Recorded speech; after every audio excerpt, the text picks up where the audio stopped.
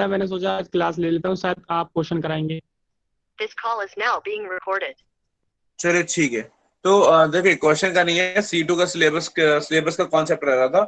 तो आपको तो क्लास का लिंक वो भी आया होगा, क्लास का क्या कहते हैं उसको, टॉपिक भी आया होगा। तो मैं तो ह्यूमन एंड डिजीज के बारे में बात करने जा रहा हूँ, ठीक ठीक है। है सर, और यहाँ कोई ह्यूमन एंड डिजीज चलेगा, और उसके बाद बायोटेक्नोलॉजी और ये आखिरी वाला चैप्टर क्या नाम है उसका, strategies of animal coding. Husbandry वाला। तो उन तो सब टॉपिक्स की बात करेंगे वन बाय वन, ठीक है। लेकिन फिलहाल हम मेजर टॉपिक्स के साथ चलेंगे जो ज्यादा इंपॉर्टेंट है। तो मैं आपको अभी फिलहाल ऑनलाइन आपको पावर पॉइंट प्रेजेंटेशन से पढ़ा रहा हूँ। तो आप मैं अपनी स्क्रीन शेयर कर रहा हूँ आप लोगों के साथ, और आप ध्यान देंगे उस तरीके से, ठीक है। जी।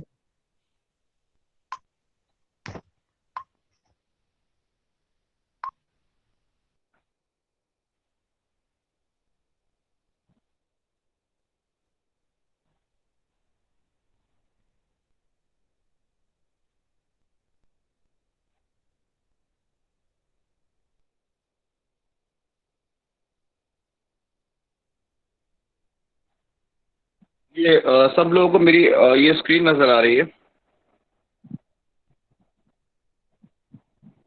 स्क्रीन विजिबल है? Yes sir. यस सर, आ रही है। ठीक है। Yes sir. कोई एक जन आंसर दे दिया करो जब मैं पूछूं, ठीक है। ओके। तो इम्यून सिस्टम की बात कर रहे हैं, एंड देखिए, अब देखिए इसमें जैसे मुझे याद है जब मैं C2 में पढ़ा रहा था, तो बेसिक इंट्रोडक्शन मैंने दे दिया था। फिर भी मैं आपको एक बेसिक इंट्रोडक्शन दे देता हूँ कि एक जनरलाइज फटाफट से बात करें तो सबको पता है कि हमारी बॉडी में वेरियस वेरियस सिस्टम्स हैं। उसमें से एक और सिस्टम ऑर्गन सिस्टम को बोल रहे हैं, यहाँ सिस्टम का मतलब हुआ है ऑर्गन सिस्टम। और क्योंकि बहुत सारे ऑर्गन इन्वॉल्व हैं, इसलिए हम उसे सिस्टम बोल रहे हैं, एक पर्टिकुलर फंक्शन कर रहा है। और वैसा ही इम्यून सिस्टम है। इम्यून सिस्टम एक फाइटिंग सिस्टम है, मतलब कि defined as capability of fighting with the pathogen. More is the capability of fighting with the pathogen, हम बोलते हैं the stronger we say the immune system is. Lesser is the capability of fighting with the pathogen, the weaker the immune system is. और immune system vary करता है। कुछ immunity होंगी जो एक स्पीसीज के लेवल पे होंगी। भाई फॉर एग्जांपल, जो क्लासेस स्टार्ट हो गई एक क्या?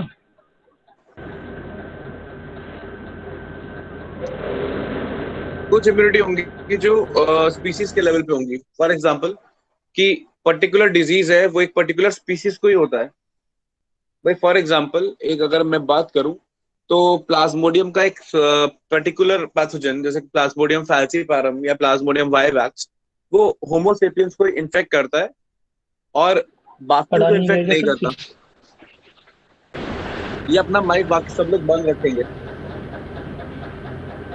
इसका माइक खुला है, ओपन है ये। हाँ। तो स्पीसीज लेवल पे अगर बात करें तो जैसे, और मतलब प्लाज्मोडियम फैल्सीपैरम ह्यूमन को डिजीज कॉज कर सकता है, एंड वहीं पे प्लाज्मोडियम फैल्सीपैरम काउस को, रैट्स को डिजीज कॉज नहीं कर सकता।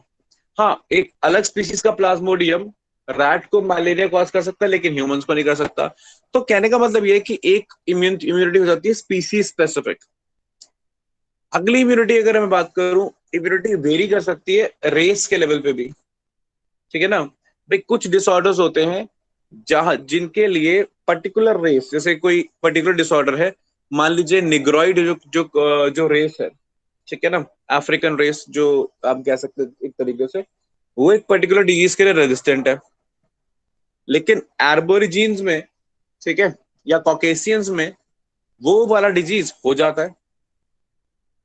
या कोई डिजीज कॉकेशियंस में ही मेनली शो हो रहा है, एर्बोरिजिन्स में उसका इफेक्ट थोड़ा कम शो हो रहा है। वो पर्टिकुलर रेस के हिसाब से हो गया। फिर पर्टिकुलर स्पीसीज के लेवल पे फिर पर्टिकुलर इंडिविजुअल पे आती है। हो सकता है कि एक डिसऑर्डर, एक पैथोजन मैं भी, मेरी बॉडी में भी आए, मेरे दोस्त की बॉडी में भी आए, मेरे दोस्त को उस पैथोजन से डिजीज हो जाए और मुझे ना हो, तो वहां पे भी वेरिएबिलिटी आएगी।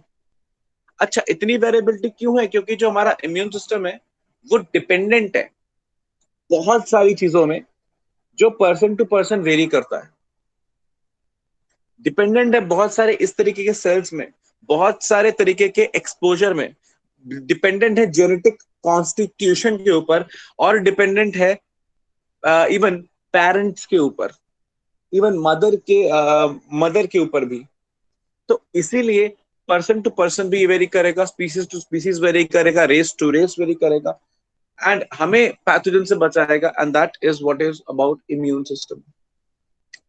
अब इम्यून सिस्टम की मैं एक जनरलाइज बात करूं तो आपको पता है, आप छोटे बच्चे नहीं, आपको पता है कि इम्यून सिस्टम दो तरीके का होता है। एक इम्यूनिटी होती है इनएट इम्यूनिटी, और एक होती है एडेप्टिव इम्यूनिटी। इनएट, इनबॉर्न, पैदा होने के साथ ही आपके पास जो इम्यूनिटी आ गई उसको हमने बोला इनएट इम्यूनिटी। मतलब इसके लिए आपको कोई प्रीवियस मेमोरी की जरूरत नहीं है, इसके लिए आपको कोई प्रीवियस एक्सपोजर की जरूरत नहीं है। आप पैदा हुए, आपके पास ये इम्यूनिटी थी, इसलिए इसको हमने इनएट इम्यूनिटी बोल दिया, इनबॉर्न इम्यूनिटी बोल दिया। अब बट ऑब्वियसली बात है कि जब आप पैदा होते हैं आपको नहीं मालूम होता कि आप कहाँ पैदा होने वाले, या आप कौन से रीजन में पैदा होंगे, कौन से वाले वो डिसऑर्डर्स है जो वहां पे बहुत ही कॉमन रहेंगे। जैसे अगर आप मान लीजिए इंडिया में पैदा हुए, तो आपकी बॉडी में आपको अब इंडिया के अंदर जो पैथोजेंस है वो यूएस से कंपेयर करें तो पैथोजेंस अलग है। यूएस में अलग एनवायरनमेंट है, अलग तरीके के पैथोजेंस है, इंडिया में अलग एनवायरनमेंट, अलग तरीके के पैथोजन है। लेकिन पैदा हुए होते वक्त आपको पता नहीं था कि आप इंडिया में कहाँ पैदा हो रहे हैं, या इंडिया में पैदा हो रहे हैं, यूएस में पैदा हो रहे हैं। तो इसलिए ये वाली जो इम्यूनिटी होती है जनरलाइज होती है, कैसा भी पैथोजन है उसके खिलाफ, जनरल बैक्टीरिया के खिलाफ, जनरल वायरस के खिलाफ, और जनरल पैथोजेंस के खिलाफ, जिसके कोई स्पेसिफिसिटी नहीं होती, जो वायरस में भेदभाव नहीं करती कि ये टेटनस का वायरस के इसको मारेंगे, ये वाला जो है ये कॉलेरा को है उसको मारेंगे, ऐसा नहीं है। एक जनरल इम्यूनिटी जो टेटनस के वायरस के खिलाफ, टाइफाइड के वायरस के खिलाफ, और ये कॉलेरा के वायरस के खिलाफ बराबर से ही काम करेगी। आ रही है बात समझ में? ये इम्यूनिटी हमारी जनरली वायरस के खिलाफ है, कोई स्पेसिफिक वायरस नहीं, जनरल वायरस के खिलाफ। फिर चाहे वो पोलियो का वायरस हो, फिर चाहे वो डेंगू फीवर का वायरस हो, चिकनगुनिया का वायरस हो, एचआईवी का वायरस हो, ठीक है ना, कोई भी दुनिया का वायरस हो, कोरोना वायरस हो, उन सबके खिलाफ एक ही तरीके से जनरलाइज तरीके से काम करती, कोई भेदभाव नहीं करती कि ये वाला वो वाला। तो वो वाली जो इम्यूनिटी है उसको हम इनेट कह रहे हैं। लेकिन अगर भेदभाव हुआ कि भाई स्मॉल पॉक्स का वायरस आया तो अलग तरीके से रिस्पॉन्स किया, पता चला स्मॉल पॉक्स का वायरस आया, उससे तो लड़ लिए, उसको तो खत्म कर दिया, उसको तो डिग्रेड कर दिया, लेकिन वहीं पे पोलियो का वायरस आया तो नहीं डिग्रेड कर पाए। एग्जाम्पल ले रहा हूं। तो फिर ये आपकी अडेप्टिव इम्यूनिटी हो गई। फिर उसकी वजह ये हुई कि कहीं ना कहीं जिंदगी में आपने स्मॉल पॉक्स देखा था, ऑब्जर्व किया था, तो उसकी मेमोरी रह गई थी। तो इसलिए जब आपकी बॉडी में स्मॉल पॉक्स आ रहा है, या आपकी इम्यूनिटी स्ट्रांग है स्मॉल पॉक्स के खिलाफ, तो जब भी स्मॉल पॉक्स आ रहा है आप तो उसे तो डिग्रेड कर रहे हो, लेकिन पोलियो वायरस आ रहा है तो आप उसको डिग्रेड नहीं कर पा रहे, क्योंकि आपके पास उसकी प्रीवियस मेमोरी नहीं है, ठीक है, या आपकी बॉडी उसके लिए अडेप्टेड नहीं है। तो फिर मैं उसको बोल रहा हूँ अडेप्टिव इम्यूनिटी। तो जिसके पास मेमोरी होती है, जो एक अटैक के बाद दूसरे अटैक में सुधर जाएगी, बेटर हो जाएगी, वो अडेप्टिव इम्यूनिटी। इनेट इम्यूनिटी हमेशा एक जैसी रहती है। मतलब कि आज मेरी बॉडी में टाइफाइड आया, तो जिस स्ट्रेंथ से इनेट इम्यूनिटी ने रिस्पॉन्स किया, 6 महीने बाद फिर से टाइफाइड आया, मेरी इनेट इम्यूनिटी उसी स्ट्रेंथ से रिस्पॉन्स करेगी, सेम स्ट्रेंथ, कोई स्ट्रेंथ में खास फर्क नहीं है। हाँ, आप जब आपने ठीक है, थोड़ा फिजियोलॉजी चेंज होगी बात अलग है, आप थोड़े एज में वो फर्क है, लेकिन जनरली वो सेम है। लेकिन एडेप्टिव इम्यूनिटी, पहली बार टाइफाइड आया उसने रिस्पॉन्स किया, दूसरी बार टाइफाइड का बैक्टीरिया आया और जो रिस्पॉन्स किया, उन दोनों रिस्पॉन्स में फर्क होगा। हर अटैक के साथ सेम अगर पैथोजन है तो स्ट्रेंथ ऑफ रिस्पॉन्स बढ़ता जाएगा, इम्यूनिटी बढ़ती जाएगी, इसलिए वो अडेप्ट कर रहे हैं, इसलिए वो अडेप्टिव है। चलिए, ये आपको क्लियर है। अच्छा, हमारा जो वैक्सीनेशन है वो बेस्ड है अडेप्टिव इम्यूनिटी पे। वैक्सीनेशन, इम्यूनाइजेशन की हम बात करते हैं, that is regarding adaptive immunity. तो हमारा मेन कंसर्न अडेप्टिव इम्यूनिटी है, इनेट हमें ज्यादा डिटेल में नहीं पढ़नी। खैर, अब इनेट इम्यूनिटी की बात करें तो इसमें क्या क्या आ रहा है, फिजिकल प्रॉपर्टीज आ रही हैं, फैगोसाइटिक प्रॉपर्टीज आ रही हैं। फिजिकल प्रॉपर्टीज में स्किन है, खांसी है, ठीक है ना। खांसी करते हैं हम, खांसी करने का मतलब क्या होता है, जो भी पैथोजन वाथोजन हमारे गले में फंस गया तो फंस गया, खांसी करके उसे बाहर निकालते हैं। भाई यही होता है ना कि आपने सांस लेगी, सांस आप लेते जा रहे हो, सांस के साथ, एयर के साथ आप बहुत सारे पैथोजेंस, बैक्टीरिया, वायरस भी आप बॉडी में ले रहे हो। वो सारे बैक्टीरिया आपके नेजल चैम्बर में जा रहे हैं। अब नेजल चैम्बर के अंदर वो जा रहे हैं तो वहां से फिल्टर हो रहे हैं। अब नेजल चैम्बर के अंदर वहां पे आपकी नाक की नोजिया, जिसे हम जो एक्चुअली म्यूकस है, ठीक है ना, तो म्यूकोसल एपिथीलिया है, वो वहाँ म्यूकस है, उस म्यूकस में वो सारे के सारी जो पैथोजन है वो ट्रैप हो रहे हैं, ट्रैप होके इकट्ठे होते रह रहे हैं। उसके बाद सिलिया है वहां पे, नेजल एपिथीलिया, सिलेटेड एपिथीलिया, क्यूबॉइडल सिलेटेड एपिथीलिया। तो वो सिलिया बीट करेगा, वो सिलिया बीट कर करके उन सारे के सारे पैथोजेंस को उठा उठा के आपके थ्रोट वाले रीजन में, और आपके वो क्या करेगा, वो या तो उसको थ्रोट में फेंकेगा कि भाई यहाँ फायरिंग की तरफ फेंकेगा कि उसको माउथ से बाहर निकाल दो, कुछ तो आप माउथ से बाहर निकाल दोगे, कुछ वो एलिमेंट्री कैनाल में चला जाएगा, पेट में जाके वो डिग्रेड हो जाएगा, और कुछ धीरे धीरे आपके म्यूकोसा में फंसता फंसता आपके नेजल ट्रैक्ट में एक्यूमुलेट होगा, जो बाहर नहीं फेंका जा पाएगा, ठीक है। और कुछ आपके गले में इकट्ठा होगा, ठीक है ना, कुछ आपके लोअर रीजन में, कंडक्ट ब्रोंक्यूल्स वगैरह में इकट्ठा होगा। तो खांसी क्या है, खांसी फोर्स से उस एयर को बाहर निकालेगी, फोर्स से बीट करेगी, फोर्स से वो जो म्यूकस है, जिस जो अब बलगम बन चुका है, वो फोर्स से आपके रेस्पिरेटरी ट्रैक्ट से आपके माउथ में आएगा ताकि आप उसे स्पिट आउट कर सके। और ये बात समझ में, तो खांसी भी एक तरीके का रिफ्लेक्स, कफ रिफ्लेक्स एक तरीके का आपका इनेट इम्यूनिटी है। टीयर्स में लाइसोजाइम होते हैं, it's an bacteria degrading enzyme. Tear क्या, आपकी गैस्ट्रिक सेक्रीशंस, आपका सलाइवा, ठीक है, इवन स्किन पे प्रोड्यूस होने वाला ये सीबम, ठीक है ना, ये भी एंटी बैक्टीरियल होता है, ठीक है ना। फिर वेजाइनल सेक्रीशंस, एसिडिक सेक्रीशंस, वो भी कैसी हैं, वो भी एक तरीके से ये है, इनेट इम्यूनिटी का ही पार्ट है। अच्छा, यूरिन, अब बोलेंगे यूरिन कैसे इम्यूनिटी हेल्प कर रहा है। यूरिन की अगर हम बात करें तो urine is acidic. Urine being acidic, वो यूरिथ्रा के अंदर एसिडिटी को मेंटेन कर रहा है, एसिडिटी बढ़ा रहा है, और that acidity of the urine is again responsible for fighting the pathogens. भाई पैथोजन हमारी बॉडी में एंटर करेगा तो कोई रीजन से करेगा ना, भाई कहाँ से कर सकता है, जहां भी ओपनिंग से, मुंह की ओपनिंग है वहां से एंटर कर सकता है, एनल ओपनिंग है वहां से कर सकता है, वेजाइनल ओपनिंग है वहां से कर सकता है, यूरिथ्रल ओपनिंग है वहां से कर सकता है, नेजल ओपनिंग है वहां से कर सकता है, ईयर की ओपनिंग है वहां पे कर सकता है। तो सारी ओपनिंग मैंने हर चीज कुछ ना कुछ लगाए रखा, कानों में ईयर वैक्स है, ठीक है ना, मुंह में सलाइवा रिलीज हो रहा है, ठीक है ना, यूरिथ्रल सिक्रीशंस एसिडिक हैं, वेजाइनल सिक्रीशंस एसिडिक है, ताकि पैथोजन कहीं से भी एंटर करे तो उसको फाइट किया जाए। ऑफ कोर्स म्यूकोसल लेयर, ये म्यूकोसा लेयर इंपॉर्टेंट है, म्यूकोसा के साथ एसोसिएटेड है म्यूकोसल एसोसिएटेड लिम्फोइड टिश्यू, पता है आपको, माल्ट बोलते हैं उसको, जो दो तरीके का रहता है, BALT बाल्ट एंड GALT गाल्ट। अब आप थोड़ा ना कॉपी पेन लेके बैठिएगा सब लोग, और ताकि आप कुछ चीजें नोट करते रहें। हर चीज मेरी बोली हुई ऐसी नहीं है जो प्रेजेंटेशन में भी हो, तो वो आपकी रिस्पॉन्सिबिलिटी है कि आप उसको नोट करके रखें।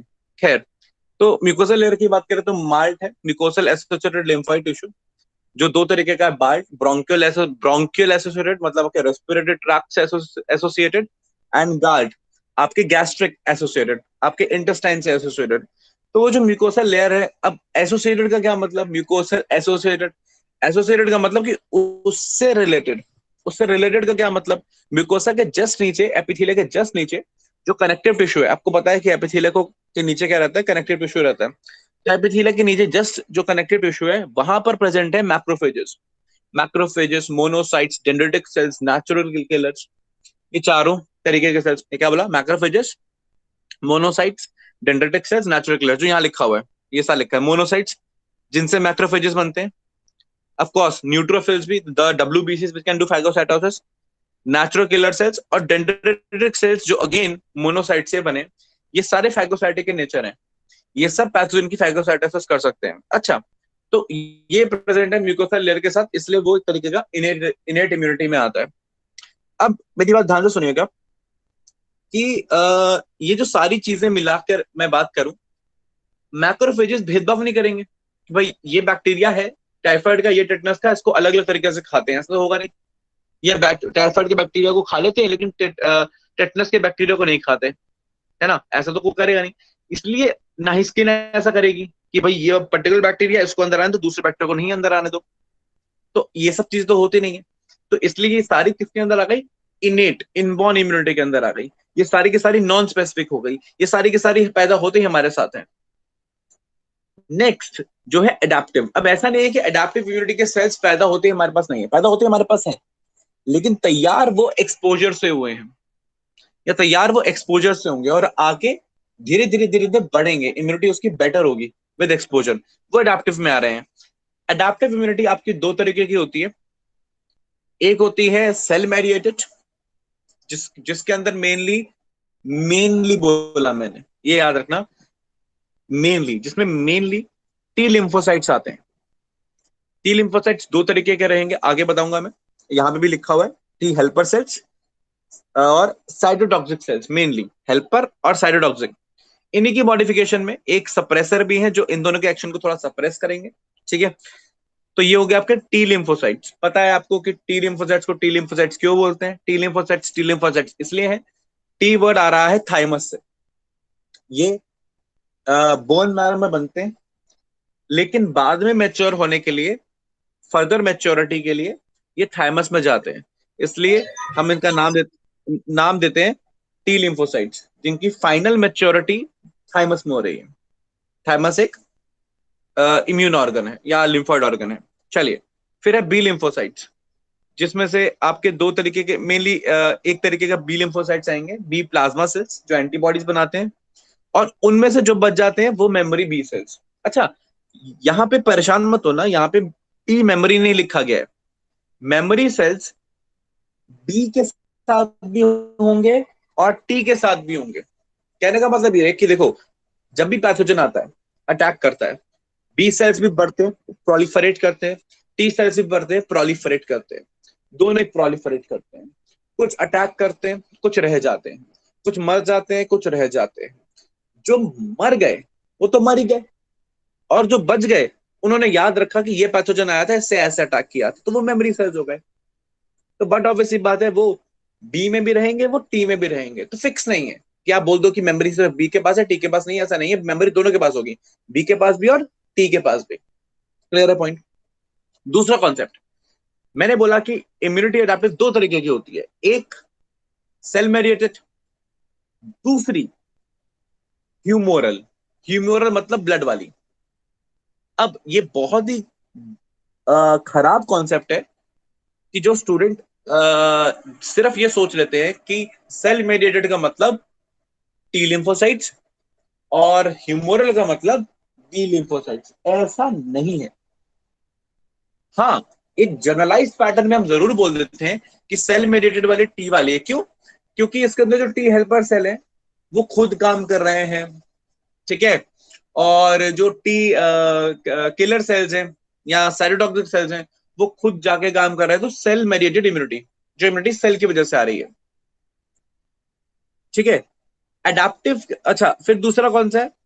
ह्यूमोरल, जो ब्लड की वजह से आ रही है। अब ब्लड में क्या है? एंटीबॉडीज है, तो एंटीबॉडीज को बना रहा है बी सेल्स। तो इसलिए मैंने बोला जो ब्लड की वजह से, एंटीबॉडीज की वजह से, वो हो गई आपकी कौन सी वाली? Humoral immunity.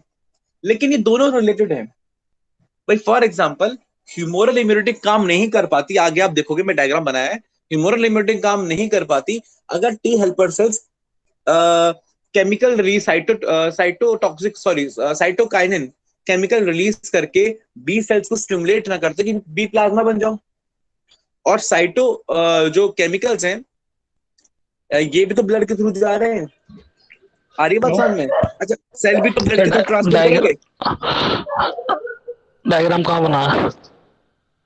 मेरा डायग्राम अभी आगे आएगा ना सर, प्रेजेंटेशन नहीं आ रहा है, प्रेजेंटेशन नहीं आ रहा सर, प्रेजेंटेशन नहीं आ रहा है, प्रेजेंटेशन शो नहीं कर रही है सर, आप किसी आवाज सुन पा रहे हैं? स्क्रीन शो नहीं हो रही? नो सर, पहले हो रही नहीं सर, एक बार हुई थी, फिर 1-2 मिनट के लिए फिर बंद हो गई है। तो काफी टाइम से शो नहीं हो रही है। देखो, मुझे ऐसे बता दिया करो। हाँ सर, बिल्कुल शो नहीं कर रही। तो मुझे बता देना मैं एक बार कैसे करता हूँ। ओके सर हमें लगा आप ओरली समझाओगे। हाँ सर, मैम मुझे भी यही लगा।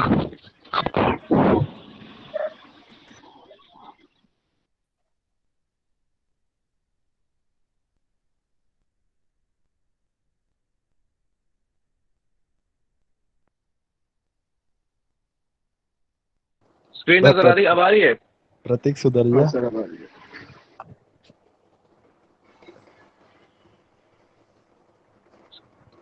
स्क्रीन अब नजर आ रही है स्क्रीन? Yes sir. ठीक है। और ये सबका सबका माइक और वीडियो कैमरा जरा बंद रहेगा, ठीक है?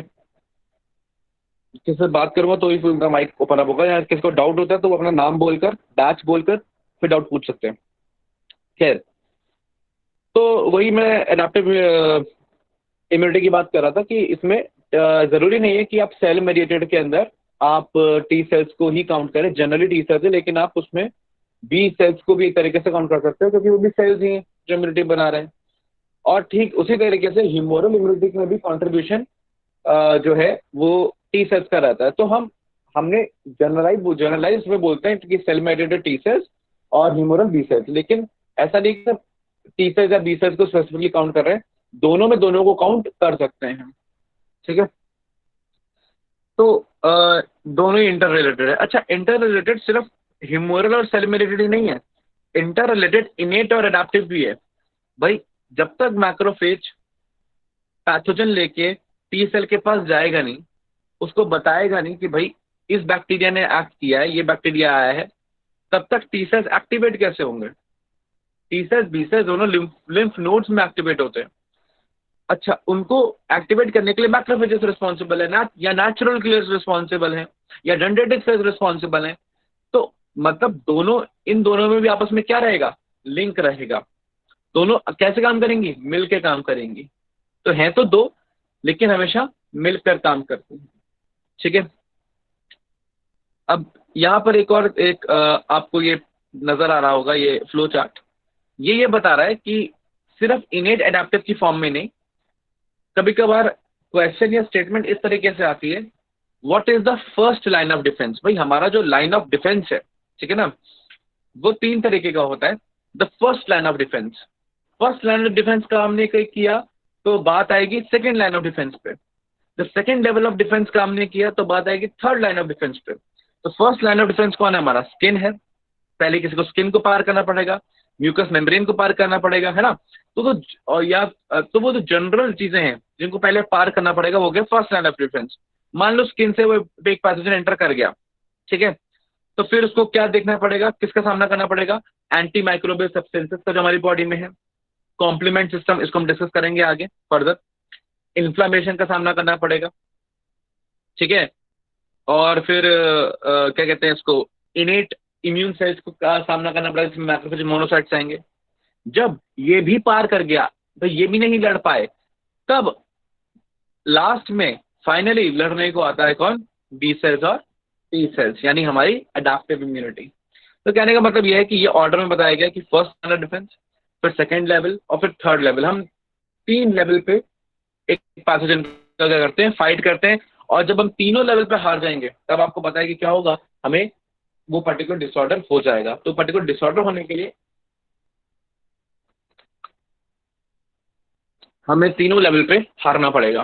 खैर, आगे बढ़ते हैं। इनेट की बातें बहुत हो गई। ये डायग्राम बता रहा है कि क्या क्या स्ट्रक्चर्स हैं इनेट में। स्किन है, मेम्ब्रेन लाइनिंग्स है, सिलिया है, ठीक है, स्वेट ऑयल है, सलाइवा, स्टमक एसिड, यूरिन, मैंने आपको पहले अभी डिस्कस किया। टीयर्स भी है, ठीक है ना, म्यूकस भी है, इंटरफेरॉन्स भी है। अच्छा, मैंने सारी चीजें डिस्कस कर ली। डिस्कस करने के लिए एक आखिरी चीज रह गई है समझने के लिए, वो है इंटरफेरॉन्स। अच्छा, इंटरफेरॉन्स क्या है ना, इंटरफेरॉन्स बहुत इंपॉर्टेंट चीज है। ये बहुत ही वैरायटी के रहते हैं। ये एक तरीके के ग्लाइकोप्रोटीन्स हैं जो रिलीज होते हैं स्पेसिफिकली वायरस के इन्फेक्शन के टाइम। जब एक सेल वायरस से इन्फेक्ट होता है तो वो इंटरफेरॉन्स रिलीज करता है, जिससे दूसरा सेल रेडी हो जाता है उस पर्टिकुलर वायरस के लिए। आइए डायग्राम से समझते हैं इस चीज को।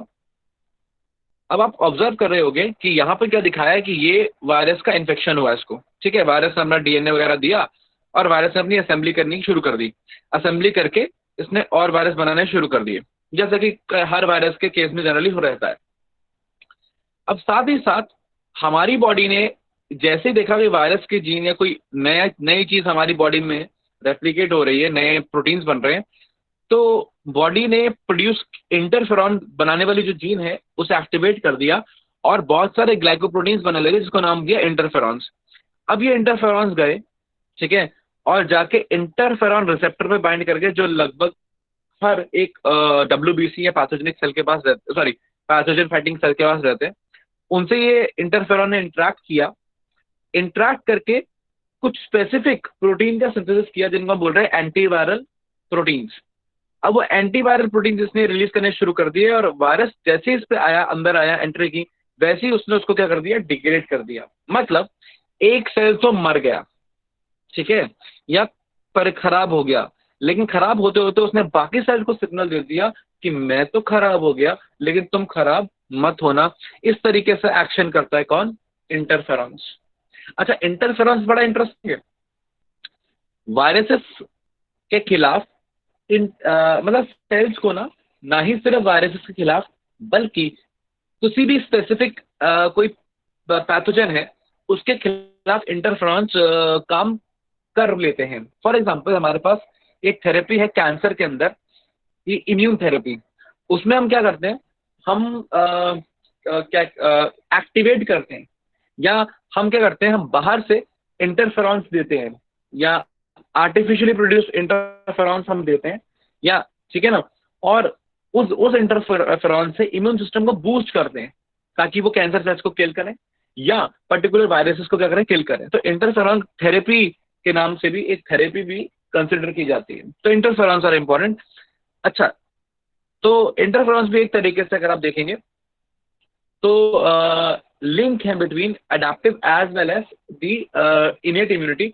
वैसे ही इनेट इम्यूनिटी का पार्ट है इंटरफेरॉन्स, लेकिन कुछ ऐसे स्पेसिफिक इंटरफेरॉन्स है जो एक स्पेसिफिक वायरसेस के खिलाफ काम कर रहे हैं।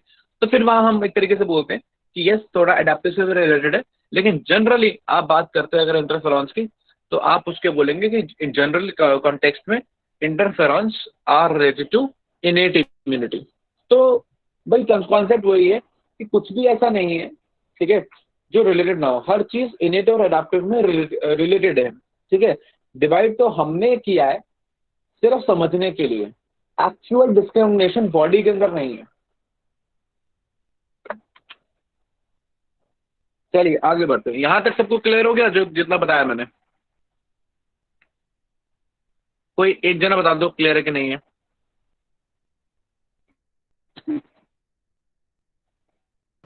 क्लियर है सर। Yes sir. कौन बोल रहा है? बेटा क्या नाम है, कौन बोल रहा है? आयुष है। आयुष। आयुष, अब जो पिछला पूरा पढ़ाया था वो क्लियर है, कोई डाउट तो नहीं है? सर स्टार्टिंग में तो 10 मिनट की रह गई थी, लेकिन उसके बाद जो बताया वो आ गया। हाँ। वो आ गया ना, चलो हाँ। आगे बात करें। खैर, तो अब यहाँ पर हम देख रहे हैं कि ये एक जनरल डायग्राम बनाया बताने के लिए कि इस तरफ आपके इनेट इम्यूनिटी लिखी हुई है, ठीक है, macrophage, natural killers, neutrophils, basophils, है ना, ये आपके जनरल WBC ग्रैनुलोसाइट्स, ये B cells, antibody, T cells, और ये कुछ सेल्स जो बीच बीच में काम करते हैं। यहाँ पे ना ये मैक्रोफेज नहीं डाला गया, मैक्रोफेज भी आएगा, मैक्रोफेज, नेचुरल किलर्स, ठीक है, कुछ बेसिक टी सेल्स जो फर्दर डिफरेंशिएट होते हैं स्पेसिफिक में। ये सारे के सारे, ये बीच वाला रीजन वेन डायग्राम का ओवरलैपिंग है, मतलब ये इनेट में भी काउंट हो रहा है, अडेप्टिव में भी काउंट हो रहा है, इसका मतलब दोनों रिलेटेड हैं। चलिए आगे बात करते हैं। अब अगला जो हमने इनेट तो बहुत सारा पढ़ लिया और हमारा मेन फोकस किस पे रहना चाहिए, अडेप्टिव इम्यूनिटी पे रहना चाहिए। अडेप्टिव इम्यूनिटी की बात करते हैं। अब देखिए अडेप्टिव इम्यूनिटी में मैं आपको एक बेसिक स्टोरी लाइन समझा देता हूँ आपको, फिर आपको समझने में आसानी होगी। अडेप्टिव इम्यूनिटी में क्या होता है ना कि आपका जो पैथोजन है, मान लो वो आप पेट के रास्ते, इंटेस्टाइन के रास्ते बॉडी में आया, ठीक है। अब वो स्टमक के एचसीएल से बच गया, सब चीज़ से बच गया, इंटेस्टाइन में पहुंच गया। अब इंटेस्टाइन में आपके स्मॉल इंटेस्टाइन में आपके ड्यूडेनम के अंदर पेयर्स पैचेस हैं, ठीक है ना। ये आपका म्यूकोसल एसोसिएटेड लिम्फोइड टिश्यू है। अब वो पैथोजन आपके एपिथेलिया के रीजन में आया।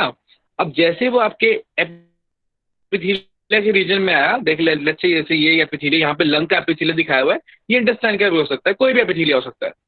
अब ये एपिथेलियल रीजन में के इंटरेक्शन में आया, यहाँ से अब मैंने बताया ना कि एपिथेलिया के जस्ट नीचे कनेक्टिव टिश्यू होता है भाई, एपिथेलिया के जस्ट नीचे बेसमेंट मेम्ब्रेन, और बेसमेंट मेम्ब्रेन के नीचे जस्ट नीचे आपका connective tissue, areolar connective tissue. अब उस एरियोलर कनेक्टिव टिश्यू में जो आप जानते हैं स्ट्रक्चरल ऑर्गेनाइजेशन क्लास 11 के चैप्टर से, वहां पर मैक्रोफेजेस वगैरह रहेंगे।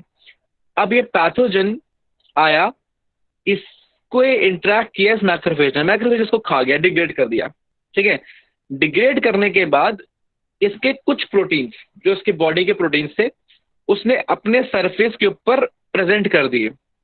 Millions and millions of proteins होते हैं सरफेस पे, तो इसको बहुत सारे छोटे टुकड़ों में बांटा गया, और इसका हर एक छोटा टुकड़ा, अब इसको थोड़ा ना पता है कि भाई कौन से वाला जो प्रोटीन है, या कौन से वाला प्रोटीन का हिस्सा है, या कौन सी वाली सीक्वेंस है अमीनो एसिड की जो हमारे काम आ जाएगी या इसको पहचानने मदद करेगी, मैक्रोफेज को थोड़ा ना पता है। तो उसने जितने हो सके सबके टुकड़े थोड़े थोड़े थोड़े थोड़े अपने सरफेस में क्या कर दिए, प्रेजेंट कर दिए, अपने सरफेस में बना दिए, ठीक है। अब आप जैसा देख रहे हैं इस डायग्राम में, उसके बाद यही मैक्रोफेज टी सेल के पास जाएगा। कौन cell? T cell. T cell के पास अपना रिसेप्टर है, टी सेल रिसेप्टर। जैसे ये हो गया मैक्रोफेज और ये हो गया टी सेल रिसेप्टर। अब मैक्रोफेज और टी सेल रिसेप्टर ने आपस में इंटरेक्ट किया, और इसने टी सेल को बता दिया कि भाई ऐसा पैथोजन आया है, उसके आउटर स्ट्रक्चर के ऊपर इस तरीके का प्रोटीन है।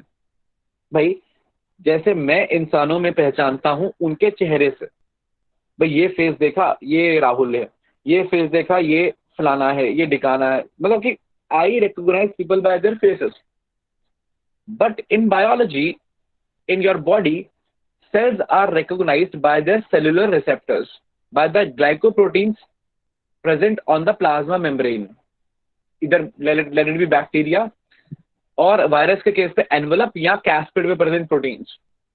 तो प्रोटीन्स ही रिकॉग्नाइज करेंगे ना हम, तो वही प्रोटीन्स ने बता दी कि ये प्रोटीन्स हैं। तो हर प्रोटीन एक पर्टिकुलर पैथोजन की पहचान है। तो टी सेल को पता लग गया, अच्छा ये वाला पैथोजन आया है, अरे समझ में। उसके बाद यही जो टी सेल है, ये यहाँ पर नजर नहीं आ रहा है, यही जो टी सेल है वो जाता है, और जाने के बाद अल्टीमेटली बी सेल्स को एक्टिवेट करता है, अपने भाई अदर टी सेल्स को एक्टिवेट करता है। फिर बी सेल्स उसी स्पेसिफिक प्रोटीन के खिलाफ, जो प्रोटीन मैक्रोफेज ने बताया था कि ऐसा वाला आया है, उसी प्रोटीन के खिलाफ बी सेल्स फिर फर्दर एंटीबॉडीज बनाते हैं, जो बहुत सारी तरीके की स्पेसिफिक जो पर्टिकुलर एंटीजन उसको दिखाएगा उसके क्या होती है, स्पेसिफिक होती है। अच्छा, अब इसमें कॉन्सेप्ट क्या है? आपको कॉन्सेप्ट ये समझना है कि एक मैक्रोफेज ने अगर एक बैक्टीरिया खाया और उसके प्रोटीन्स लिए, तो उसके सरफेस पे मिलियंस ऑफ प्रोटीन्स हैं, उसकी अलग अलग वेराइटीज हैं, जिसमें से सारे के सारे इस कैपेबल नहीं है कि पहचान दिला सकें। मान लो पहचान दिला सकने वाले या जो है वो 10 से 12 हैं। तो अलग अलग तरीके के मैक्रोफेजेस बैक्टीरिया को अलग अलग तरीके से डिग्रेड करेंगे, अलग अलग तरीके के प्रोटीन्स अपने सर पे एक्सपोज करेंगे। इसका मतलब अलग अलग तरीके के टी सेल्स एक्टिवेट होंगे। मतलब एक ही पैथोजन के खिलाफ multiple type of T cells activate हो सकते हैं। जो आप इस डायग्राम में देख रहे हो, 3 तरीके के एक्टिवेट हो रहे हैं। भाई हो सकता है इसके पास एक प्रोटीन हो जो ट्राइंगल की फॉर्म में हो, तो उससे एक अलग वैरायटी ऑफ टी सेल्स बने, एक्टिवेट हुए। हो सकता है वो सर्कल की फॉर्म में हो, तो उससे अलग तरीके के टी सेल्स एक्टिवेट हुए। हो सकता है डायमंड शेप का, उससे अलग तरीके के टी सेल्स एक्टिवेट हुए। ये तो 3 हमें सिंपल सी शेप ली, सिंपल एग्जांपल लिए।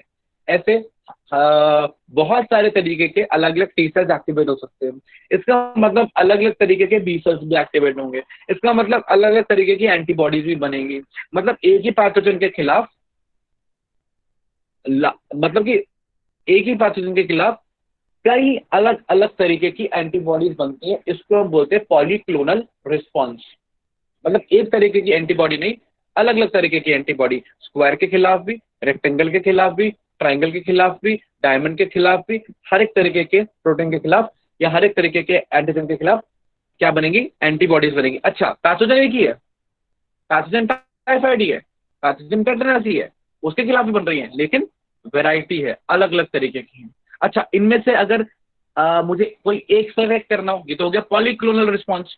तो आप कोई पूछेगा आपसे कि आपकी इम्यूनिटी क्या शो करती है, मोनोक्लोनल रिस्पॉन्स की पॉलीक्लोनल रिस्पॉन्स, तो आप बोलोगे पॉलीक्लोनल रिस्पॉन्स। अच्छा, इसमें एक और चीज बड़ी इंटरेस्टिंग है, इसमें जो एक तरीके का टी सेल होगा ना, या एक तरीके की एंटीबॉडी होगी, एक तरीके की एंटीबॉडी, एक एंटीबॉडी, वो एक एंटीबॉडी एक ही एंटीजन से बाइंड करेगी। मतलब जो ट्राइंगल वाली है वो ट्राइंगल से बाइंड करेगी, जो स्क्वायर वाली है वो स्क्वायर से बाइंड करेगी, ट्राइंगल वाली स्क्वायर से बाइंड नहीं कर सकती, रेक्टेंगल से बाइंड नहीं कर सकती, और रेक्टेंगल वाली ट्राइंगल और सर्कल से बाइंड नहीं कर सकती। मतलब कि एक इम्यूनिटी, एक एंटीबॉडी लेवल पे देखा जाए तो एक एंटीबॉडी एक पर्टिकुलर एंटीजन के लिए स्पेसिफिक है, अरे बात समझ में। लेकिन एक पैथोजन के खिलाफ ऐसी बहुत सारी एंटीबॉडीज है, तो पैथोजन के खिलाफ रिस्पॉन्स कैसा आ रहा है, पॉलीक्लोनल, ठीक है। लेकिन एक एंटीबॉडी का अपना रिस्पॉन्स कैसा है, स्पेसिफिक। आ रही बात समझ में, क्लियर है पॉइंट। तो एक एंटीबॉडी एक एंटीजन, ठीक है, लेकिन बहुत सारी एंटीबॉडीज एक पर्टिकुलर पैथोजन के खिलाफ रिस्पॉन्स, या बहुत सारी एंटीबॉडीज एक ही एंटीजन के खिलाफ रिस्पॉन्स, ऐसा हो सकता है। मतलब many antibodies, one antigen is possible, but one antigen one specific antibody, मतलब एक antibody only one specific antigen, एक एंटीबॉडी दो अलग एंटीजन से बाइंड नहीं कर सकती, क्लियर है पॉइंट। लेकिन दो अलग एंटीबॉडीज एक एंटीजन से बाइंड कर सकते हैं, ये मेरे कहने का मतलब है, ठीक है। तो ह्यूमन रिस्पॉन्सेज पॉलीक्लोनल रिस्पॉन्स।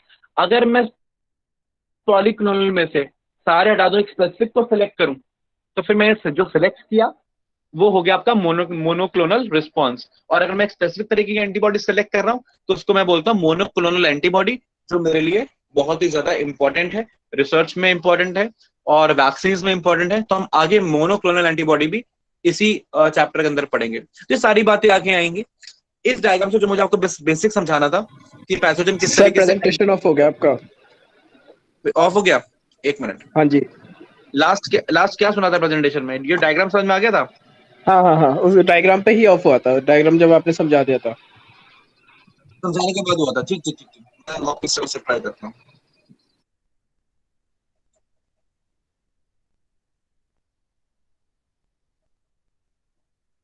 अच्छा, मुझे ऐसा लग रहा है कि मेरा प्रेजेंटेशन शायद तब ऑफ होता है जब आप में से कोई या तो वीडियो कैमरा ऑन कर लेता है या प्रेजेंटेशन ऑन कर लेता है, अपना खुद प्रेजेंट करने लगता है।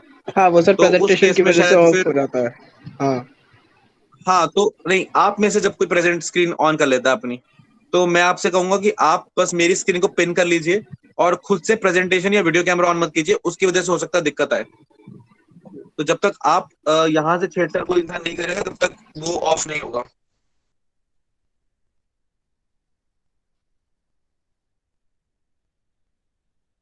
अब नजर आ रही है आपको स्क्रीन?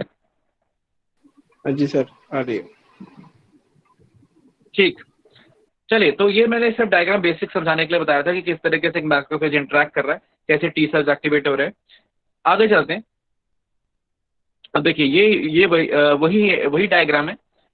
इसमें थोड़ा सा आपको डिफरेंस बताया गया है कि आपके दो तरीके के सेल हैं, टी हेल्पर सेल्स और टी साइटोटॉक्सिक सेल्स। ये आपके इस तरफ हेल्पर हैं, आपके राइट में, और लेफ्ट में है साइटोटॉक्सिक। दोनों में क्या डिफरेंस है? नहीं, आप देखिए, दोनों को ही ये मैक्रोफेज जो है वही प्रेजेंट कर रहा है एंटीजन, ठीक है ना, एंटीजन फ्रैगमेंट को प्रेजेंट कर रहा है, किया जा रहा है। ये भी प्रेजेंट कर रहा है, ये भी प्रेजेंट कर रहा है। लेकिन आप दोनों को ध्यान दोगे कि दोनों जब इससे इंटरेक्ट कर रहे हैं, टी सेल रिसेप्टर जब इससे इंटरेक्ट कर रहा है और इससे इंटरेक्ट कर रहा है, तो दोनों में फर्क है। टी सेल रिसेप्टर जब जब साइटोटॉक्सिक केमिकल या ये किलर टी सेल्स या साइटोटॉक्सिक टी सेल्स जब मैक्रोफेज से इंटरेक्ट करते हैं तो वो इस्तेमाल करते हैं क्लास 1 MHC मॉलिक्यूल्स। लेकिन जब हेल्पर इंटरेक्ट करते हैं तो इस्तेमाल करते हैं क्लास 2 MHC मॉलिक्यूल्स। ऐसा क्यों है? क्योंकि टी सेल रिसेप्टर का स्ट्रक्चर अलग अलग है। वो क्या डिफरेंस है स्ट्रक्चर में, वो हमारे लेवल पे नहीं है, वो हम बैचलर्स डिग्री या मास्टर्स लेवल पे पढ़ते हैं। तो स्ट्रक्चर अलग है टी सी सेल का, मतलब साइटोक्सिक सेल का, और टी हेल्पर सेल का। इसीलिए उनका इंटरेक्शन करने का तरीका भी अलग अलग है। ये इंटरेक्ट कर रहा है क्लास 1 से और ये इंटरेक्ट कर रहा है क्लास 2 मॉलिक्यूल से। ये एमएचसी की क्लासेस हैं जो अलग अलग रह सकती हैं। एमएचसी मतलब मेजर हिस्टो, माइक ऑफ कर लीजिए। एमएचसी मतलब मेजर हिस्टोकम्पैटिबिलिटी कॉम्प्लेक्स, मतलब ये ग्रुप ऑफ प्रोटीन्स हैं या ग्रुप ऑफ ग्लाइकोप्रोटीन्स हैं, जैसे कि मेजर हिस्टोकम्पैटिबिलिटी मतलब कि एक टिश्यू हमारी ही बॉडी का है या दूसरी बॉडी का है, उसकी पहचान होती है उसके एमएचसी से। ठीक है ना। मेजर मतलब दो टिश्यू आपस में कंपैटिबल है या नहीं है। हिस्टो मतलब टिश्यू, कंपैटिबिलिटी मतलब इंटरेक्शन। तो मेजर हिस्टोकम्पैटिबिलिटी कॉम्प्लेक्स, ये कुछ ग्लाइकोप्रोटीन्स हैं जो बताते हैं कि एक पर्टिकुलर ऑर्गेनिज्म एक पर्टिकुलर स्पीशीज का है, स्पीशीज स्पेसिफिक होता है। तो उसके फिलहाल 2 टाइप्स की बात हो रही है, क्लास 1 और क्लास 2। क्लास 1 रहेंगे आपके साइटोक्सिक सेल के पास और हेल्पर के पास क्लास 2। एक और इंपॉर्टेंट चीज है, जो साइटोटॉक्सिक सेल होते हैं ये ज्यादा इंटरेस्टिंग है, ज्यादा इंपॉर्टेंट है। उनके पास एक और रिसेप्टर होते हैं, उसको बोलते हैं हम CD8+ रिसेप्टर्स साइटोटॉक्सिक के पास। और हेल्पर के पास होते हैं इसी में CD4+ रिसेप्टर्स। ये CD4+ रिसेप्टर्स मैक्रोफेजेस के पास भी होते हैं। CD4+ वाले मैक्रोफेज के पास भी होते हैं, नेचुरल किलर्स के पास भी होते हैं, डेंड्रेटिक सेल्स के पास भी होते हैं, और होते हैं टी हेल्पर सेल्स के पास। अच्छा, इनका काम क्या है? बेसिक इंटरेक्शन करना। किसी सेल से इंटरेक्शन करना, CD4+ काम आ रहे हैं, किसी सेल से इंटरेक्ट करना, CD8+ काम आ रहे हैं।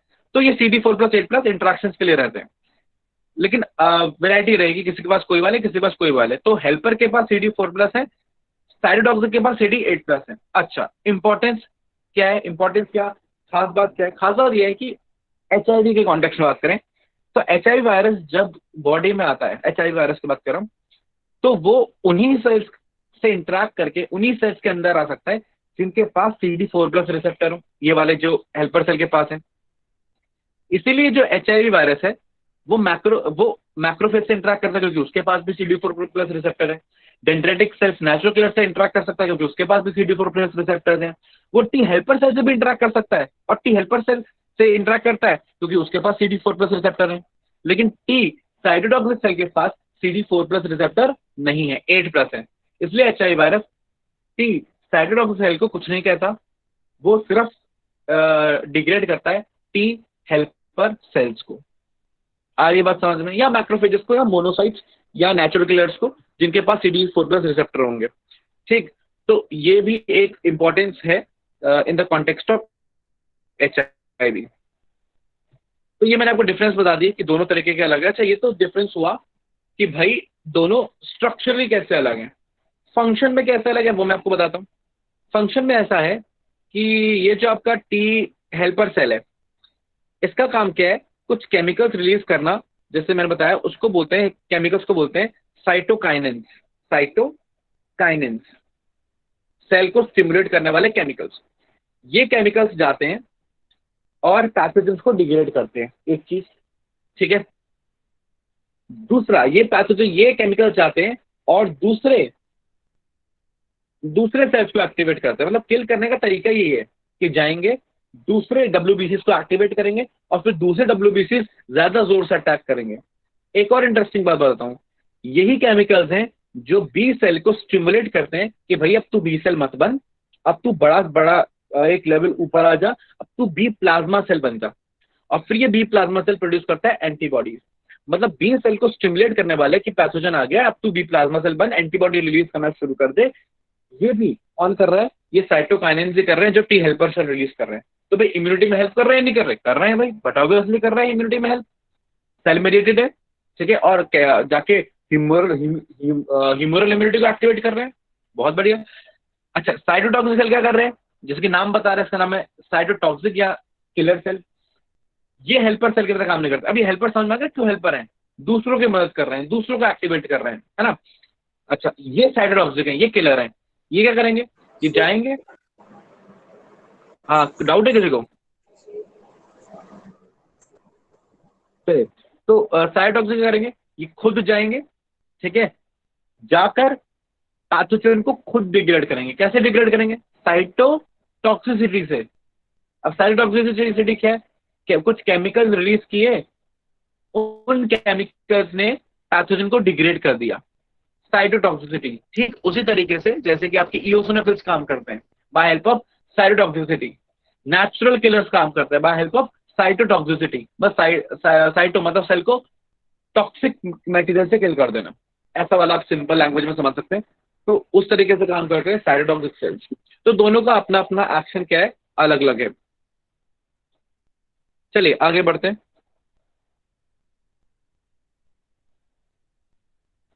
डाउट हो तो आप पूछ सकते हैं मुझसे। अब जैसे इस डायग्राम में भी बस वही दिखा रखा है, ठीक है। इन्फेक्शन हुआ और ये आपका मैक्रोफेज, ये भी आपका मैक्रोफेज। यहाँ पे डेंड्रिटिक सेल यूज किया गया, डेंड्रिटिक सेल, ठीक है ना।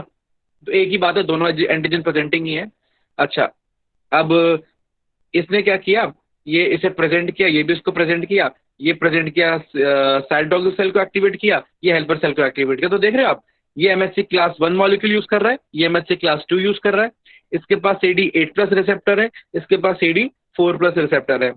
इंटरेक्शन के बाद साइटोटॉक्सिक चला गया ये वायरस को अटैक करने के लिए डायरेक्टली, जैसा कि मैंने बताया था। और जो हेल्पर है वो फिर फर्दर सेल मेडिएटेड इम्यूनिटी को क्या कर रहा है, एक्टिवेट कर रहा है, ठीक है, या ह्यूमरल इम्यूनिटी को क्या कर रहा है, एक्टिवेट कर रहा है। तो ये काम कर रहा है अलग तरीके से बाकियों को एक्टिवेट करके, और ये काम कर रहा है खुद वायरस पे या बैक्टीरिया पे क्या करके, अटैक करके। और ये जो एंटीजन को प्रेजेंट करते हैं इनको हम कॉमनली बोल देते हैं APC, एंटीजन प्रेजेंटिंग सेल्स। जो dendritic cells, macrophages, monocytes, natural killers, ये सब हो सकते, चारों हो सकते हैं, ठीक है। अच्छा, इतना ही नहीं, आगे आप देखेंगे T सेल्स और B सेल्स भी एक्ट कर सकते हैं एज एंटीजन प्रेजेंटर। मतलब आगे अपने भाई बंधुओं को, दोस्तों को वो बता सकते हैं ये वाला पैथोजन आया है, तो वो भी काम कर सकते हैं एज एंटीजन प्रेजेंटिंग सेल्स, ठीक है। तो सिर्फ मोनोसाइट से काम नहीं करेंगे, B सेल्स भी काम कर सकते हैं, कुछ T सेल्स भी काम कर सकते हैं एज एंटीजन प्रेजेंटर्स। चलिए तो आगे बढ़ते हैं। ये सारी बातें आपको समझ में आ गई, आई सपोज T सेल कैसे काम कर रहे हैं। और ये डायग्राम भी कुछ उसी के जैसा ही है कि T सेल एक्टिवेट हुआ। अच्छा, ये इसमें क्या खास बात बताया कि अलग अलग तरीके के T सेल्स बने, बहुत सारे बने। जो बच गए वो मेमोरी हैं, वो अगली बार याद रखेंगे ये पैथोजन आया था, भाई पता तो चल गया ना एंटीजन कौन सा है। भाई जिस एंटीजन के लिए ये स्पेसिफिक, उसी एंटीजन के लिए ये स्पेसिफिक। ये 3 तो जाके लड़के मर गए, ये 2 बच गए। तो अब अगली बार जब वो एंटीजन आएगा तो आपको ये इंटरेक्शन कराने की जरूरत नहीं है, ये तो ब्लड में घूम रहे होंगे या लिम्फ नोड्स में घूम रहे होंगे। जैसे पैथोजन आया सीधा उस पर अटैक कर दिया, दोबारा एक्टिवेशन वाला प्रोसेस ही नहीं चाहिए। मतलब अगली बार जब अटैक होगा तो टाइम कम चाहिए, ठीक है। अच्छा, टाइम तो कम चाहिए, तो कम टाइम में इसने इंटरेक्ट करना शुरू कर दिया, पैथोजन को किल करना शुरू कर दिया। कम टाइम में अभी है ना, पैथोजन अभी बड़ा चढ़ा नहीं था, डिवाइड ज्यादा नहीं किया था, ज्यादा फैला नहीं था, पहले उसको खत्म करने लग गए तो भाई स्ट्रॉन्गर, अच्छा मतलब क्विक हो गई, फटाफट आने लग गई सेकेंडरी इम्यूनिटी। अच्छा, अब ऐसा तो है नहीं कि जब पैथोजन दूसरी बार आया तो पुराना प्रोसेस नहीं चलेगा, पुराना प्रोसेस तो चलेगा, वापस उसे मैक्रोफेज खाएंगे, वापस से वो T हेल्पर सेल के पास आएंगे, वापस से T helper cell, T cytotoxic cell, B cells activate होंगे, तो पुराने वाले तो अटैक करेंगे और नए वाले और बन जाएंगे। तो मतलब जो सेकेंडरी रिस्पॉन्स होगा, ठीक है, वो और स्ट्रॉन्गर होगा, क्योंकि एक नया वाला रिस्पॉन्स और एक पुराने वाला रिस्पॉन्स साथ में मिल गए तो स्ट्रॉन्गर हो गया। और क्योंकि पुराना वाला रिस्पॉन्स पहले से था तो फास्टर भी हो गया, इसलिए सेकेंडरी रिस्पॉन्स जो है वो फास्टर भी होता है और स्ट्रॉन्गर भी होता है, ठीक है। तो वही इसमें दिखाया हुआ है कि साइटोटॉक्सिक सेल कैसे किल कर रहे हैं, केमिकल रिलीज कर रहे हैं, पैथोजन को डिग्रेड कर रहे हैं। आगे बात करते हैं। अब वो तो था आपका T सेल्स, अब देखिए B सेल्स कैसे काम कर रहे हैं। यहाँ पे एंटीजन ने जो भी था एक्टिवेट किया T हेल्पर सेल को, अपना एक्टिवेशन हुआ। अब एक्टिवेटेड T हेल्पर सेल ने देखिए क्या किया, B सेल को पास एंटीजन प्रेजेंट किया कि भाई मेरे को मैक्रोफेज ने बताया है कि ये हरे वाला पैथोजन आया है, ये एंटीजन आया है। अब T हेल्पर सेल ने वही एंटीजन B सेल को बता दिया, B सेल को पता लग गया अच्छा ये वाला एंटीजन आया है, ये वाली चीज आई है, ठीक है। अच्छा, बताने के बाद B सेल को पता लग गया, ठीक है, उसने एंटीबॉडी मतलब उसे पता लग गया ये पैथोजन आया है, लेकिन अभी वो एक्टिवेट नहीं हुआ। हेल्पर सेल ने केमिकल्स रिलीज किए, इंटरल्यूकिन, जिसको हम साइटोकाइनिन कह सकते हैं, देखो यहाँ लिखा भी हुआ है साइटोकाइनिन्स। तो ये साइटोकाइनिन्स रिलीज हुए, ठीक है। अब साइटोकाइनिन्स जैसे रिलीज हुए, केमिकल्स रिलीज हुए, उन साइटोकाइनिन्स ने इसको स्टिमुलेट किया, किसको, बी सेल को स्टिमुलेट किया, स्टिमुलेट कर दिया। अब जैसे इसको स्टिमुलेट किया, बी सेल एक्टिवेट हो गया और उसने, अच्छा, अब बहुत सारे अलग अलग तरीके के टी हेल्पर सेल आए होंगे, तो अलग अलग तरीके के टी हेल्पर सेल आए, तो भाई बी सेल ने अलग अलग वैरायटी के क्या बनाए, बी प्लाज्मा सेल, भाई अलग अलग तरीके के बी प्लाज्मा सेल बने, कोई एक तरीके का, कोई दूसरे तरीके का, कोई तीसरे तरीके का। अब इन तीनों ने अलग अलग तरीके की एंटीबॉडीज बनाई, किसी ने आईजीएम बनाई, किसी ने आईजी बनाई, किसी ने ई बनाई, किसी ने ए बनाई, मतलब अब इन सब ने अलग अलग तरीके की एंटीबॉडीज बनाई एक ही पैथोजन के खिलाफ, लेकिन उसके एक अलग अलग एंटीजन के खिलाफ, मतलब एक पैथोजन में मल्टीपल एंटीजन हो सकते हैं, तो अलग अलग ग्राइगर प्रोटीन्स के खिलाफ अलग अलग तरीके की एंटीबॉडीज बनी। अच्छा, ये एंटीबॉडीज सिर्फ इसलिए अलग नहीं कि एक आईजीएम एक आईजीजी है, हो सकता है कि एक पैथोजन के खिलाफ 4 बी सेल्स हों, चारों ही आईजीजी एंटीबॉडीज बनाए, लेकिन चारों ही आईजीजी बनी हुई एंटीबॉडीज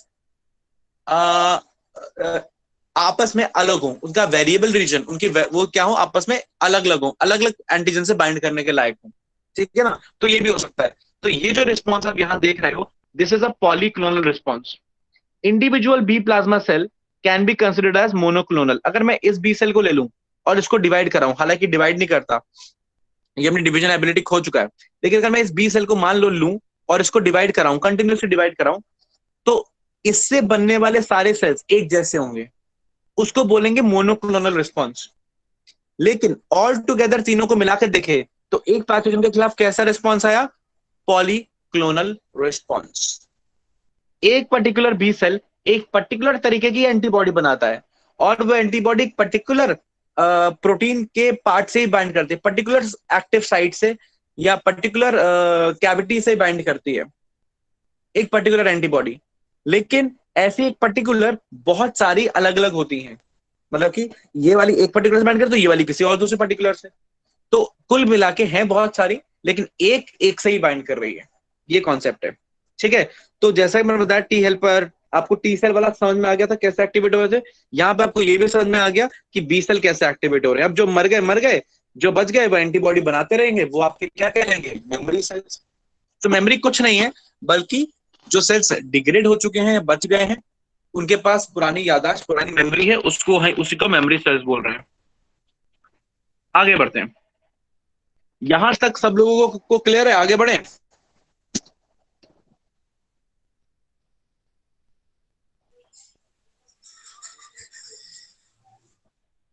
एक आध जना मुझे बता दो, यहां तक सब लोगों को क्लियर है? Yes sir. Yes sir. चलिए फिर आगे बात करते हैं। अच्छा, अब हम कब से एंटीबॉडी कर रहे थे, तो हमारे पास जो नेक्स्ट पॉइंट आता है कि भाई ये एंटीबॉडी क्या है और कैसे नजर आती है। तो पहले तो मैं आपको बता देना चाहता हूं, आपको ये बात एकदम क्लियर होनी चाहिए कि एंटीबॉडी सिर्फ और सिर्फ एक प्रोटीन है। जैसे कि मैं आपको दिखाता हूं और भी डायग्राम से, देखिए आपको सबको पता है कि एक प्रोटीन का प्राइमरी स्ट्रक्चर होता है सीक्वेंस ऑफ अमीनो एसिड, फिर उसका सेकेंडरी स्ट्रक्चर होता है अल्फा हेलिक्स बीटा स्ट्रैंड, उसका टर्शियरी स्ट्रक्चर होता है ओवरऑल फोल्ड, और उसका क्वाटरनरी स्ट्रक्चर होता है कुछ ऐसा, ठीक है, ये कुछ ऐसा। तो एंटीबॉडी भी ऐसा ही एक प्रोटीन है, ठीक है। अच्छा, किसी एक प्रोटीन के अंदर मैंने बताया था कि अलग अलग चेन्स हो सकती हैं, अलग अलग पॉलीपेप्टाइड सीक्वेंस हो सकती हैं। तो एंटीबॉडी के अंदर 4 पॉलीपेप्टाइड सीक्वेंस होती है जो क्वाटरनरी स्ट्रक्चर में अरेंज्ड होती है, मतलब 4 टर्शियरी स्ट्रक्चर है जो एक क्वाटरनरी स्ट्रक्चर में क्या है, अरेंज्ड है। आपको पता है कि किसी भी अमीनो एसिड का सीक्वेंस एन से, अब उसके अमीनो एसिड टर्मिनल से शुरू होता है और कार्बोक्सिल टर्मिनल पर जाके खत्म होता है। एन से शुरू होता है, सी पे क्या होता है, खत्म होता है। तो उसी तरीके से अगर आप ध्यान से देखें, इन सारी बातों को याद रखें, तो आप इस डायग्राम को समझ पाएंगे कि ये एक एंटीबॉडी का स्ट्रक्चर है। इसमें 4 पॉलीपेप्टाइड चेन है, इसका अपना टर्शियरी स्ट्रक्चर, इस बड़ी वाली का अपना टर्शियरी स्ट्रक्चर, और फिर इसका अपना, फिर इसका अपना, चारों का अपना टर्शियरी स्ट्रक्चर है।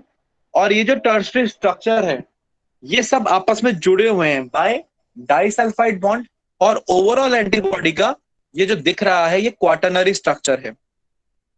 जहां से शुरू हो रही है एक चेन वो है एन टर्मिनल, जहां पे एंड हो रही है वो क्या हो गया उसका सी टर्मिनल। जैसे कि ये हो गया एन टर्मिनल और ये एंड हो गया सी टर्मिनल, ये एन टर्मिनल ये क्या हो गया सी, हर एक के साथ होगा ये एन ये सी। आ रही है बात समझ में, क्लियर है पॉइंट? अच्छा और समझिए, ये जो ब्लैक कलर से यहाँ पे दिखाए हुए है ना,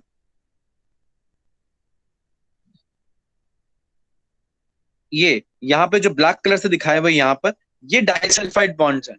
मतलब एक सल्फर रहा होगा किसका, सिस्टीन का, पता है आपको कि सिस्टीन अमीनो एसिड के पास सल्फर ग्रुप होता है एसएच ग्रुप, दूसरे सिस्टीन का भी क्या रहा होगा सल्फर रहा होगा, और दोनों ने आपस में क्या बना लिया बॉन्ड बना लिया। ठीक है ना, तो इसको बोलते हैं हम डाइसल्फाइड बॉन्ड, क्योंकि दो सल्फर आपस में इंटरेक्ट कर रहे हैं। ठीक है, तो ये सारे डाइसल्फाइड बॉन्ड है। कुछ डाइसल्फाइड बॉन्ड अगर आप देखो, समझ आ गया, तो दो सिस्टीन के मॉलिक्यूल के बीच में होते हैं। अब अगर आप डाइसल्फाइड बॉन्ड्स देखो तो बहुत क्लियर है कि जैसे कि ये वाला जो डाइसल्फाइड बॉन्ड है ये इंट्रामॉलिक्यूलर है, मतलब कि एक ही पॉलीपेप्टाइड चेन के अंदर है। और अगर आप इस वाले को देखो तो ये दो चेन के बीच में है, तो ये इंटरमॉलिक्यूलर है, ये भी इंटरमॉलिक्यूलर है। ठीक है ना, ये दोनों कैसे हो गए इंटरमॉलिक्यूलर, ये वाला भी कैसा हो गया इंटरमॉलिक्यूलर, दो मॉलिक्यूल्स यहाँ दो चेन के बीच में। बाकी जो मैं लेट से ग्रीन कलर से मार्क कर रहा हूं, जैसे कि ये ये ये इवन ये सारे ये एक ही मॉलिक्यूल के बीच में है, तो ये सारे क्या हो गए इंट्रा मॉलिक्यूलर डाइसल्फाइड बॉन्ड्स। ठीक, ये आपको क्लियर हो गया। अच्छा, अब आपको साफ दिख रहा है कि ये जो चेन्स है, ठीक है ना, अगर मैं चेन को देखूं आपको साफ दिख रहा है कि ये वाली चेन छोटी है, इसमें कम अमाइनो एसिड्स होंगे। अब अगर कम अमाइनो एसिड होंगे तो ओवरऑल वेट इसका कम होगा, भाई हर अमाइनो एसिड का अपना वेट होता है। तो कम अमाइनो एसिड हुए तो ये हल्की हुई तो इसको बोल दिया लाइट चेन, ये भी हल्की हुई तो ये भी होगी क्या लाइट चेन, तो दो हो गई लाइट चेन। अच्छा, ये लंबी चेन है, इसमें अमाइनो एसिड ज्यादा होंगे, तो ये ओवरऑल कैसे हो गई हैवी चेन, क्योंकि इसमें अमाइनो एसिड कैसे हैं ज्यादा है, और ऑफ कोर्स ज्यादा होंगे तो ओवरऑल भारी भी होगी। ठीक है, और ध्यान से देखते हैं, इतना स्ट्रक्चर ऐसे वो सब क्लियर है। आगे बढ़ेंगे, आगे जब मैं देखता हूं लेट्स से, अब ये देखिए, ये डायग्राम आपको और अच्छा इंफॉर्मेशन देगा जिन सब चीजों के बारे में बात कर रहा था मैं, जिन सब चीजों के बारे में बात कर रहा था। अब ध्यान से देखिएगा, अब आप देखिए कि ये हो गए आपके अमीन टर्मिनल जो भी दिखा रखे थे। ठीक है, अच्छा अब आप देखो कि यहां पर मैंने क्या लिखा है VL, ठीक है ना, और CL। यहां पे L का मतलब लाइट है, ठीक है ना, L का मतलब क्या है लाइट। V का मतलब है वेरिएबल, मतलब जो बदलता है, जो चेंज हो सकता है, और C का मतलब है कांस्टेंट। ठीक है, तो L का मतलब लाइट, H का मतलब, ये H का मतलब हैवी, जहां भी H लिखा हुआ है, तो L का मतलब लाइट, H का मतलब हैवी, C का मतलब कांस्टेंट और V का मतलब वेरिएबल। अच्छा, अब मैं ये सारी चीजें मिटा रहा हूं, फिर आप ध्यान से समझिएगा। अब देखो, अब कुछ रीजन अगर आप देखो तो उनको बोला कि भाई ये वाले हिस्से की अगर बात करें तो ये हैवी चेन है या लाइट चेन है, ये है लाइट चेन। और ऊपर का जो रीजन होता है इतना रीजन वो वेरिएबल होता है, और बाकी सारा रीजन कैसा रहता है कांस्टेंट रहता है। तो एंटीबॉडी के दो पार्ट कर सकते हैं, अगर एंटीबॉडी को बनाया जाए इस तरीके से, ये एंटीबॉडी मान लो है, तो इसके दो हिस्से कर सकता हूं मैं। ठीक है, सॉरी, एक minute, I draw it again. अगर मैं एक एंटीबॉडी ले लूं, लेट्स से मैंने ये एंटीबॉडी बना दी सिंपल सी वाई शेप की। अब इस एंटीबॉडी के मैं दो हिस्से कर सकता हूं, ध्यान से समझिएगा। ये ऊपर से इसको काट दो, ठीक है ना। अब इसका ऊपर वाला हिस्सा क्या है वेरिएबल, और बाकी सारा नीचे वाला रीजन कैसा है कांस्टेंट। आ रही बात समझ में? अच्छा, कांस्टेंट वाले रीजन में मेरी आवाज आ रही है सब लोगों को? Yes sir. सर ठीक है, आवाज आ रही होगी, स्क्रीन नजर आ रही होगी। तो वेरिएबल वाला रीजन ऊपर वाला है, ठीक है, ये वाला। और इसके नीचे सारा कैसा है, कांस्टेंट। कांस्टेंट मतलब जो ज्यादा बदलेगा नहीं, वेरिएबल जो बदलेगा। अच्छा, बदल क्यों रहा है? क्योंकि यही वो रीजन है, इसका बदलना जरूरी है। क्यों? क्योंकि इसने बाइंड करना है एंटीजन के साथ। अब एंटीजन से, एंटीजन तो अलग अलग तरीके के आएंगे, वैरायटी ऑफ एंटीजन आएंगे, तो वैरायटी जरूरी है। तो वैरायटी कौन ला के दे रहा है एंटीबॉडी के लिए? ये वाला रीजन ला के दे रहा है, क्योंकि यही वाला रीजन एंटीजन से बाइंड भी करता है, इसलिए ये रीजन वेरिएबल होगा। इसकी बहुत सारी वेराइटीज होंगी।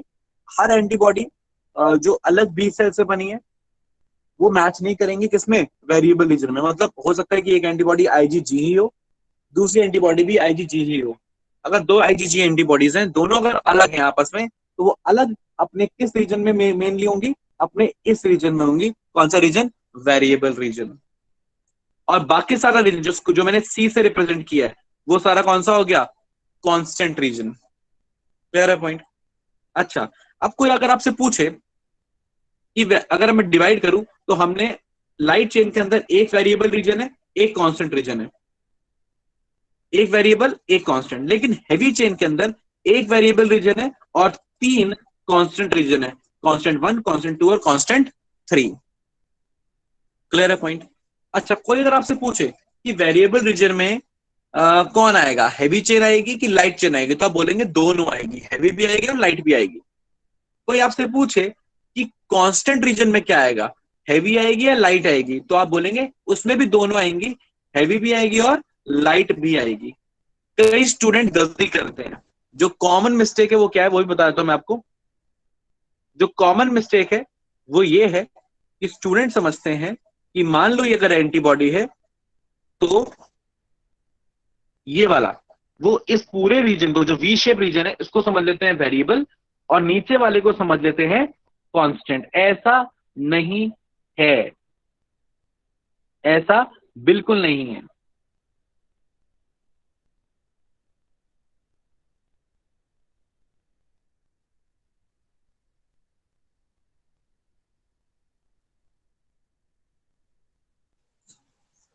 सर आवाज नहीं आ रही। हेलो।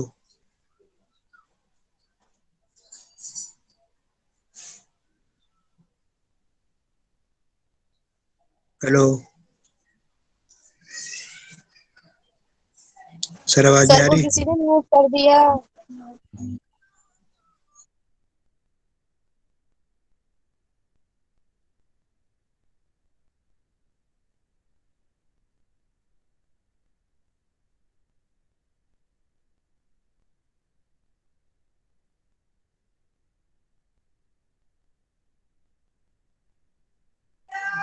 सर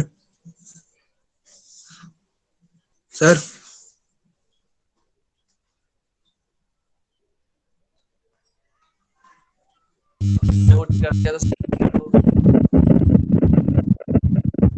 सर को म्यूट किसने किया है, उससे कहो ना अनम्यूट कर। हम स्वयं म्यूट कर सकते हैं, अनम्यूट नहीं कर सकते।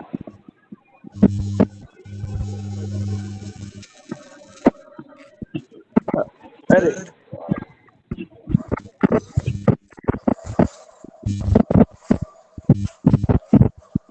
सर आवाज नहीं आ रही। मुझे किसी ने म्यूट किया है।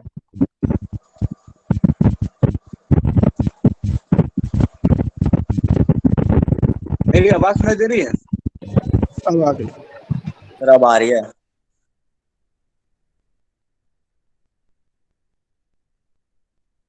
मेरी आवाज सुनाई दे रही है? यस।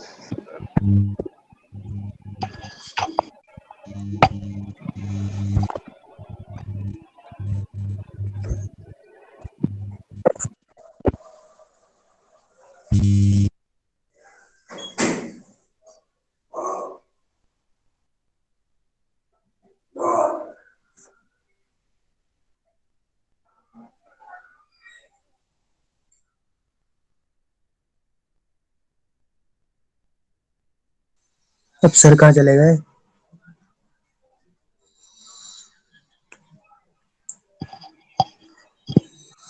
आज एक दिन रिस्टार्ट करने गए होंगे। अच्छा। मेरी आवाज आ रही है? Yes sir. यस सर, आ रही है। लास्ट क्या सुना आप लोगों ने? स्क्रीन नजर आ रही थी? हाँ सर, स्क्रीन तो आ स्क्रीन रही आ है। रही थी सर, म्यूट कर दिया था किसी ने। किसने म्यूट किया था? सर ये नहीं पता। खुद ही हट गया सर, वो खुद ही हट गया। खैर, तो जो भी है, देखिए मैं आपको एक बात बताता हूँ, ठीक है, कि सर अभी स्क्रीन नहीं दिख रही। हाँ, अभी मैं स्क्रीन शेयर नहीं करी है, ठीक है। Okay sir. मैं आपको वापस से बताता हूँ, देखो अगर तो ये गलती से म्यूट हुआ था तो चलो कोई बात नहीं, लेकिन अगर आप स्टूडेंट में से कोई ऐसे खाम का छेड़खानी कर रहा है, तो मैं बहुत अभी फिलहाल एक आखिरी बात बहुत प्यार से बोल रहा हूँ कि ये दोबारा रिपीट ना हो, क्योंकि यहाँ मैं पढ़ा रहा हूँ, लेकिन यहाँ पे अकेडमिक से भी हैं लोग, तो और जब कोई म्यूट करता है, जैसे कि मैं अभी ऐसे लेट्स से सुमित को अगर मैं म्यूट करूं, ठीक है, तो यहाँ पर नजर आता है कि किसने किसी को म्यूट किया है, ठीक है, वो ऑब्जर्व होता है। तो अगली बार अगर आप म्यूट करें तो ध्यान रखिएगा कोई अगर जान के कर रहा है तो जस्ट टेक केयर, इतना जरूर ध्यान रखिए कि मुझे ना पता चले या अकेडमिक्स में से किसी को ना पता चले। और अगर अकेडमिक्स में से किसी को पता लग गया या मुझे पता लग गया या मुझे कहीं कहीं से इंफॉर्मेशन आ गई, ठीक है, या किसी ने आप ही के किसी दोस्त ने स्क्रीनशॉट खींच के मुझे भेज दिया, भाई ये ऐसे भी हो सकता है आपके दोस्तों, आप यहाँ म्यूट कर रहे हो, वहां किसी ने स्क्रीनशॉट लिया और मुझे भेज दिया कि सर देखो ये म्यूट कर रहा था, बस कहीं से भी अगर मुझे पता लग गया कोई छेड़खानी कर रहा है, तो उसके आगे क्या कार्यवाही की जाएगी या क्या होगा वो आप जानते हैं, ठीक है, नहीं तो आपको पता चल ही जाएगा। तो ये आखिरी आपको बहुत प्यार से वार्निंग है, ठीक है, और इसको बहुत स्ट्रॉन्ग वार्निंग लेके समझ लीजिएगा। आप छोटे हैं इसलिए आपको बस इस नादानी के लिए फिलहाल के लिए कुछ नहीं कहा गया है। चलिए वापस मैं स्क्रीन प्रेजेंट कर रहा हूं।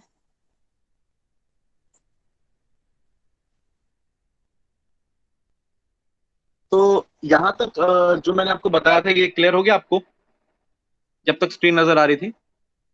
हाँ यस सर। Yes sir.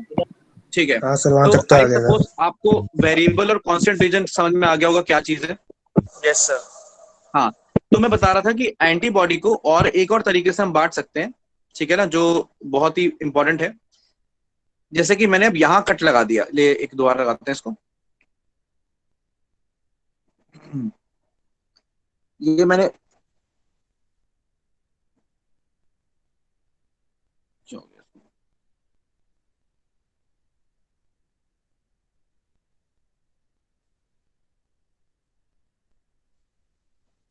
हाँ, तो लेट्स से मैं दोबारा से एक एंटीबॉडी बना देता हूँ।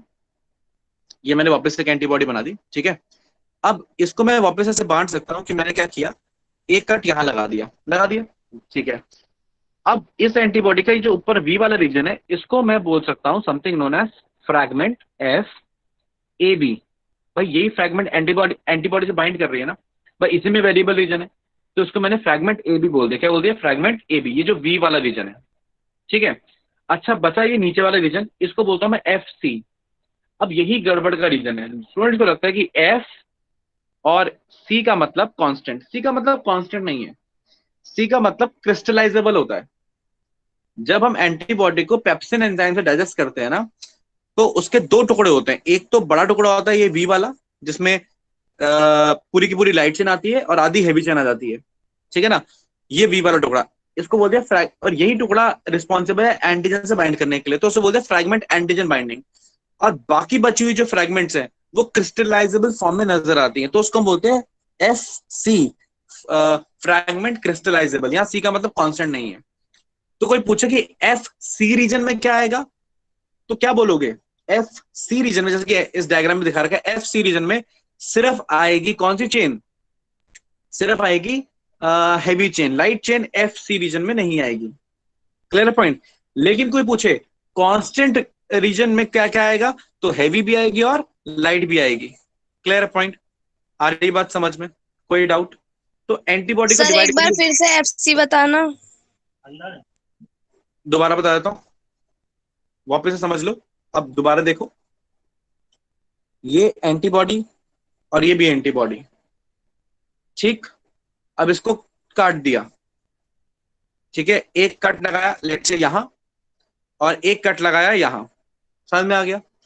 अब जो मैंने राइट में बनाया उसमें दो टुकड़े हुए एंटीबॉडी के, पहले वाला ये ऊपर वाला वेरिएबल रीजन, वेरिएबल, और नीचे वाला कांस्टेंट रीजन।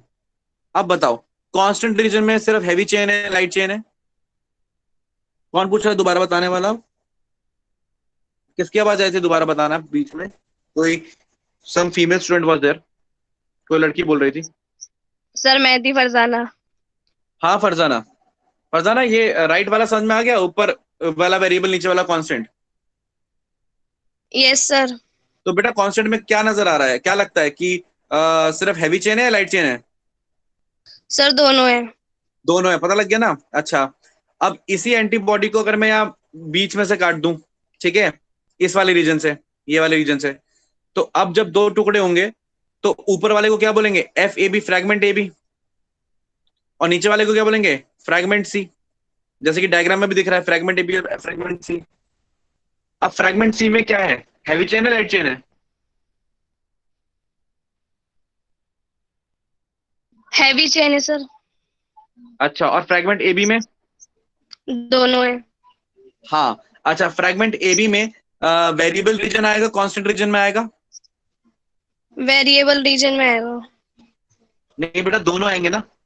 फ्रैगमेंट हाँ ए बी तो सर। पूरा का पूरा बड़ा ना, अरे बस हमने, हाँ। तो फ्रैगमेंट ए यस बी में सर। वेरिएबल कांस्टेंट दोनों आते हैं, है ना।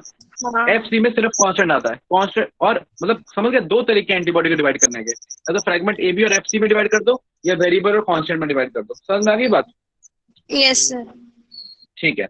अच्छा, अब यही जो वेरिएबल रीजन है यही एंटीजन बाइंडिंग रीजन भी है, यही रीजन एंटीजन से ही क्या करता है, बाइंड भी करता है। अब आगे समझते हैं, ये दोनों डायग्राम क्लियर है तो। ये एंटीबॉडी जैसा एक प्रोटीन की तरह नजर आती है, हर प्रोटीन की तरह ये भी एंटीबॉडी है। एंटीबॉडी भी एक प्रोटीन ही होता है, ये जानना जरूरी है। इसमें भी बहुत सारी पॉकेट्स होंगी, बहुत सारी पॉकेट जहां पर जैसे जहां पर कोई एंटीजन से जो बाइंड कर सके, ठीक है। खैर, अच्छा, अब देखो, अब कॉन्सेप्ट आ रहा है एपिटोप का और पैराटोप का। अब इस डायग्राम के अंदर जो ब्लू वाला पार्ट है, जो नीला पार्ट आपको नजर आ रहा है, ये वाला, क्या ये वो हिस्सा है एंटीजन का? ये एंटीजन हो गया, ठीक है ना। अब एंटीजन, एंटीजन का मतलब जिसके खिलाफ एंटीबॉडी बने, एंटीबॉडी जनरेटिंग, ठीक है। अच्छा, अब एंटीजन यानी पैथोजन का प्रोटीन। अब पैथोजन का पूरे के पूरे प्रोटीन थोड़ा एंटीबॉडी बाइंड कर जाएगी, आ रही बात समझ में? एंटीजन, मान लीजिए एक ताला है और एक चाबी है, पूरी की पूरी चाबी पूरे ताले में थोड़ा घुस जाती है? चाबी ताले के एक पर्टिकुलर स्पेसिफिक जगह पे जाके तो लगती है, आ रही बात समझ में? तो पूरे प्रोटीन थोड़ा एंटीबॉडी बाइंड करेगी। एंटीबॉडी तो, सॉरी, एंटीबॉडी तो एक पर्टिकुलर हिस्से से बाइंड करेगी ना एंटीजन के। एंटीजन का वो हिस्सा जिससे एंटीबॉडी बाइंड करती है बेटा, उसको हम बोलते हैं एपिटोप, ठीक है। अच्छा, क्या एक एंटीजन में मल्टीपल एपिटॉप्स हो सकते हैं? हाँ, एक एंटीजन के मल्टीपल एपिटॉप्स हो सकते हैं। हो सकता है किसी एक पर्टिकुलर कैविटी से किसी एक एंटीबॉडी से बाइंड कर रहा हो, किसी दूसरी पर्टिकुलर कैविटी से दूसरे एंटीबॉडी से बाइंड कर रहा हो। मान लो यही एंटीजन है, हो सकता है ना कि यहाँ पे भी एक एंटीबॉडी से बाइंड कर रहा हो, यहाँ पे भी एक एंटीबॉडी से बाइंड कर रहा हो, यहाँ पे भी एक एंटीबॉडी से बाइंड कर रहा हो, तो इसके पास क्या होंगे? मल्टीपल एपिटोप्स हो गए। Clear point? ठीक है। तो एंटीजन का हो गया एपिटोप, वो हिस्सा जो एंटीबॉडी से बाइंड करेगा। अब एंटीबॉडी का भी तो कोई हिस्सा होगा जो एंटीजन से बाइंड करेगा, उसको हमने बोल दिया पैराटोप। तो पैराटोप एंटीबॉडी का वो हिस्सा जो एंटीजन से बाइंड करेगा, वो कौन से वाला है बेटा? वो ये वाला है, ये वाला देखो जो आपको नजर आ रहा है, ये वाला हिस्सा, ये वाला हिस्सा, दिस रीजन, वेरिएबल रीजन, एक पर्टिकुलर टाइप का। अच्छा, ऐसे दो हिस्से होते हैं एंटीबॉडी के पास, एक तो ये वाला 1 और एक हो गया 2। तो एक नॉर्मल मोनोमर ऑफ एंटीबॉडी के पास 2 पैराटोप्स होंगे। मैं नॉर्मल इसलिए बोल रहा हूं क्योंकि अगर मैं आईजीएम एंटीबॉडी की बात करूं तो उसमें 5 मोनोमर है, वो पेंटामर है। तो क्योंकि एक मोनोमर के पास 2 पैराटोप हो गए, तो आईजीएम एंटीबॉडी के पास कुल मिला के 10 पैराटोप हो जाएंगे, ठीक है ना। IgA एंटीबॉडी जो है ए वाली वो डाइमर है, तो उसके पास 4 पैराटोप हो जाएंगे। एक नॉर्मल मोनोमर के पास 2 पैराटोप होते हैं। आ रही बात समझ में? क्लियर है पॉइंट? तो एपिटोप एंटीजन का वो हिस्सा जिससे एंटीबॉडी बाइंड करेगी, पैराटोप एंटीबॉडी का वो हिस्सा जिससे एंटीजन बाइंड करेगा। तो आप ऐसा कह सकते हैं कि एंटीजन एंटीबॉडी इंटरेक्शन में एक्चुअल में एपिटोप पैराटोप इंटरेक्शन होता है। क्लियर है पॉइंट? चलिए आगे बढ़ते हैं। अच्छा, आगे हमारे पास लास्ट में हमारे पास जैसे पढ़ाना तो मुझे और भी चीजें थी, लेकिन आज हम क्लास इसी आखिरी स्लाइड से खत्म करेंगे। नेक्स्ट टाइम हम पढ़ेंगे डिफरेंट टाइप्स ऑफ एंटीबॉडीज। ठीक है भाई, एंटीबॉडी काम कैसे करती है आखिरी स्लाइड में पढ़ रहे हैं। तो एंटीजन एंटीबॉडी इंटरेक्शन जब होती है तो एंटीजन एंटीबॉडी इंटरेक्शन से एंटीजन को किल कैसे कर रही है, पैथोजन को किल कैसे कर रही है, उसके बारे में बात करते हैं। तो उसके अलग अलग तरीके हैं, वन बाय वन डील करते हैं। पहला तरीका है एंटीजन एंटीबॉडी को डिग्रेड करने का, न्यूट्रलाइजेशन। ठीक है, न्यूट्रलाइजेशन का मतलब कि मान लो एग्जांपल लेता हूं टेटनस का। टेटनस का बैक्टीरिया कॉलोस्ट्रिडियम चचनाए एक केमिकल रिलीज करता है, टॉक्सिन रिलीज करता है जो आपकी बॉडी में पैथोजेनिसिटी कॉज करता है। अब बॉडी एंटीबॉडी बनाती है जो उस टॉक्सिन से बाइंड कर जाती है। अब अगर आपकी एंटीबॉडी उस टॉक्सिन से बाइंड कर गई तो क्या टॉक्सिन को मौका मिला कि किसी सेल से जाके बाइंड करके उसे स्टिमुलेट करें या डिग्रेड करें? तो इससे पहले वो टॉक्सिन आपको डिग्रेड करता, आपने टॉक्सिन से बाइंड करके उसे न्यूट्रलाइज कर दिया, तो उसको बोलते हैं हम न्यूट्रलाइजेशन। दूसरा है एग्लूटिशन। एग्लूटिशन में क्या है? चिपक जाना। बहुत सारी एंटीबॉडीज मिलके एक पैथोजन से चिपक गई। Clear point? उसे चिपका दिया, एग्रीगेट कर दिया, जोड़ दिया, इकट्ठा कर दिया, ग्रुप बना दिया, कॉम्प्लेक्स बना दिया। इसको हम बोलते हैं एग्लूटिशन, जिसमें मेनली IgM एंटीबॉडीज काम करेंगी क्योंकि उनके पास 10 पैराटोप होते हैं, मतलब वो एक बारी में 10 जगह से बाइंड कर सकती हैं। ठीक है, तो एग्लूटिशन मतलब बहुत सारे एंटीबॉडी चिपक गई आपस में, काफी बैक्टीरिया को आपस में चिपका के पूरा गुच्छा कॉम्प्लेक्स बना दिया। तीसरा है प्रेसिपिटेशन। अब प्रेसिपिटेशन मतलब आपको प्रेसिपिटेट से आ रहा है। मान लो कोई एंटीजन है, ठीक है, अब ये जो एंटीजन है ये ब्लड में सॉल्युबल है, मतलब सॉल्युबलाइज होके छुप कर घूम रहा है, छुप रहा है ना। अब जब तक ये सॉल्युबलाइज है ब्लड में, मैक्रोफेज उसको कैसे पकड़ेगा, है ना। न्यूट्रोफिल इसके कैसे फैगोसाइटोसिस करेगा? तो भाई एंटीबॉडी गई, इस सॉल्युबल एंटीजन से बाइंड कर गई। जैसे ही सॉल्युबल एंटीजन से एंटीबॉडी बाइंड करी तो बन गया इनसॉल्युबल कॉम्प्लेक्स। अब ऑफ कोर्स ये इनसॉल्युबल जो कॉम्प्लेक्स है ये प्रेसिपिटेट की फॉर्म में प्रेसिपिटेट करेगा। अब ये इनसॉल्युबल हो गया, अब ये साफ नजर आ रहा है। अब इन तीनों तरीके से पकड़ी हुई पैथोजन को अल्टीमेटली क्या की जा सकती है? फैगोसाइटोसिस की जा सकती है। आई बात समझ में? फैगोसाइटोसिस कौन करेगा? मैक्रोफेज आएगा, खा जाएगा। तो मतलब पैथोजन जो पहले मैक्रोफेज के पकड़ में नहीं आ रहा था, उस टॉक्सिन को न्यूट्रलाइज किया, या पैथोजन को गुच्छा बनाया, या पैथोजन जो सॉल्युबल था उसे इनसॉल्युबल किया। तीनों तरीके से उस पैथोजन को इस लायक बना दिया, एक जगह रोक दिया, या इस लायक बना दिया कि अब उसे मैक्रोफेज खा सके। तो यहाँ पे आप फिर देख रहे हो कि एक्वायर्ड इम्यूनिटी काम कर रही है with the help of innate immunity. Clear है पॉइंट? तो इस तरीके से एंटीबॉडी काम कर रही है। और कैसे काम करती है और तरीके बताता हूँ, और सुनिएगा। एक होता है कॉम्प्लीमेंट। स्क्रीन बंद कर दी आपकी, क्या? फिर से स्क्रीन शेयर ऑफ हो गया आपका सर। चलिए फिर एक काम करते हैं, इस वाली स्लाइड को नेक्स्ट टाइम दोबारा से फिर पढ़ते हैं, ठीक है। और फिर अब वापस मैं एक दो चीजें और पूछ रहा हूँ आपसे। तो खैर जो मैंने आप लोगों को पढ़ाया समझाया वो आप लोगों को समझ में आ गया। मेरी आवाज आ रही है?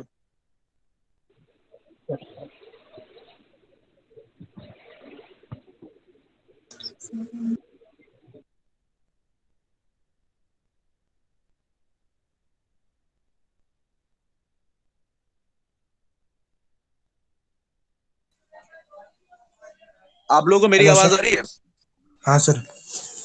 हाँ, तो जो सर एक पढ़ाया बार वो आप बता लोगों को दें। समझ में आ गया? सर एक बार ये बताना, GLT और हाँ, BLT।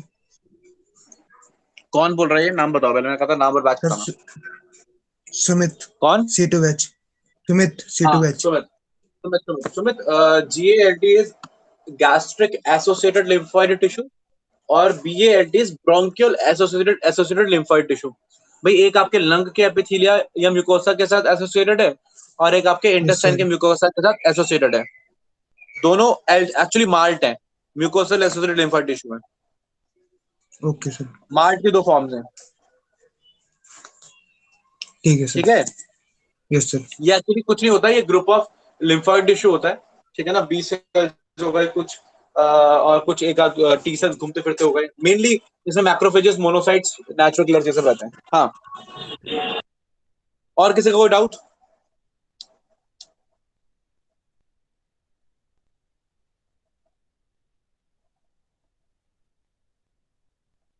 चलिए, अगर किसी का और किसी को कोई डाउट नहीं है तो फिर जो एंटीबॉडी कैसे काम करती है, मोनोक्लोनल रिस्पॉन्स क्या होता है, उससे रिलेटेड एलाइजा, ठीक है, और complement system, type of adaptive immunity, natural and artificial, ये सारी बातें फिर नेक्स्ट क्लास में करेंगे।